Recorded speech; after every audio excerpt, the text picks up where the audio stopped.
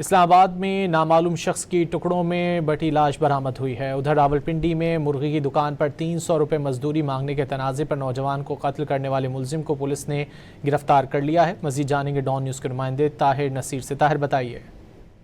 جی بالکل، دیکھیں یہ تھانہ ہمک کا علاقہ ہے۔ یہاں پہ ایک نامعلوم شخص کی جو ہے کٹی ہوئی لاش برآمد ہوئی ہے، اور یہ لاش ملنے کے بعد پولیس حکام کا یہ کہنا ہے کہ لاش 3 سے 4 دن پرانی ہے، تاہم اس کی شناخت نہیں ہو سکی، اس کو پوسٹ مارٹم کے لیے اسپتال منتقل کر دیا گیا۔ اس طرح اگر ہم بات کریں راولپنڈی کی، تو ڈوکلا خان میں مرغی کی دکان کے اوپر 300 روپے اجرت مانگنے کے تنازع کے اوپر ایک نوجوان کو حیدر علی کو قتل کر دیا گیا، اور قتل کرنے والا اس کا ماموں زاد بھائی ہے۔